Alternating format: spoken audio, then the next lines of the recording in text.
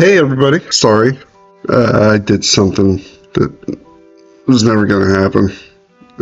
Anyway, to begin today is the path, self-discipline. Today is body language. So we're going off of last week's facial expressions and whatnot. So you can break down body language also take an excerpt of a part of your life, 5-10 minutes, and break down all of the person's actions and all of your actions. Look at their body language, look at their facial expressions, or you can just focus on body language today and then try to incorporate them little by little. But I'm also going to throw something else at you today too. So how you can affect certain outcomes during an interview.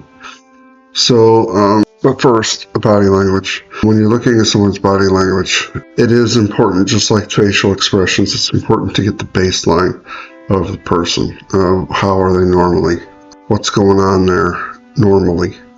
And then you can see where they're going with their body language with different questions that you're asking them. Are they pulling away? Are they moving away? If they're moving away, they're trying to be avoidant. So they are lying. If they're avoidant, if they're not looking at you. Although, like I said, it's important to get a baseline because some people just are avoidant naturally. And this really is dependent on the person that you have in front of you. So you can also, if they cross their arms, they're closing themselves off. That's avoidant also, depending on their stance. If you're standing up, this is just a regular conversation that you're having with people on the street, dependent on where you're going with your questioning or whatever. It is important to get that baseline, and then from there you can branch out. And anything that they do in a body language sort of way, you have to ask yourself, is this being open to the conversation, or is this closing off and being avoidant from the conversation? That right there, that little question, will tell you if they are lying or if they are skirting the truth. And I don't do this all the time with all my conversations, which I should, but I don't, because I try to give people the benefit of the doubt.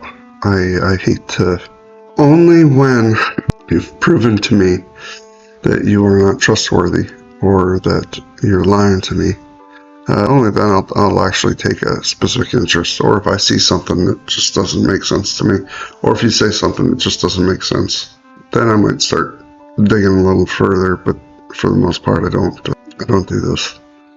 So you can affect these conversations by putting the other person off guard. So if you're talking to someone and you lean forward when you ask any question, or if silence is silence just coaxes people to tell you things. Not always the truth, but silence, for some reason, makes people want to talk. I've used that many times. I will just sit and stare at a motherfucker until they talk. Or being open, having your arms out, being open. That is, you're inviting them to the conversation. You're inviting them to be truthful. If you're being inviting and they close off, something's going on. And as I told you before, these self-discipline videos, you're going to start losing friends. As your eyes are opening to the world around you, you are going to start learning who your friends are, for one. I had like 30 friends. I had a ton of friends. And then I started a trucking company, and I was doing pretty good. And I saw this car. When I was on the road, I saw this car, and I was like, I had to have it. It was cheap. It was an older Jaguar, and it was a red convertible. I didn't care. It was beautiful. It was gorgeous. And I called the guy and I said, I want this car. How can we make this happen? And it's only $20,000, but for a Jaguar, hey, that's cheap. And So I got it. And the very first day that I'm driving that around, you will see who your friends are. Serious. I lost all but 2 friends with that car, I think. I had a friend, I was sitting at his house talking to his sister. His sister called and wanted to go for a ride. So we went for a ride. And we went back to his house. And we're sitting there talking, waiting for him to get home. And he comes in and goes right up to his room. He didn't even say hi to me. People will love you as long as they think they're better than you. The moment, my little puppy, she's crying, she wants attention. Dog. So people will love you as long as they think they're better than you. The moment you start doing well for yourself, you're going to find out who your friends are. Even then, I've got other friends that talk about me behind my back and they act like they're being my friend. Anyway, just be prepared. Your life is going to change. And not necessarily for the better, but not necessarily for the worse. So I should probably explain this. I really don't view life in terms of good and bad. I view life in terms of is. Mostly because I've shifted my perspective. If I'm having a good day, guess what? It can get bad really quick.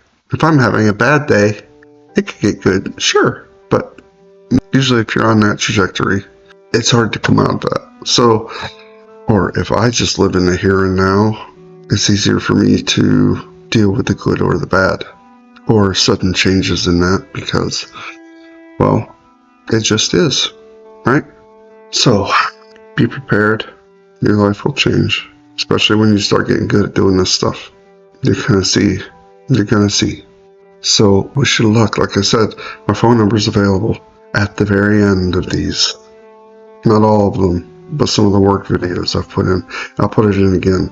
814-331-0024. If you're having troubles, you're having difficulties, if you are on this path, I'm here for you. Have a nice day.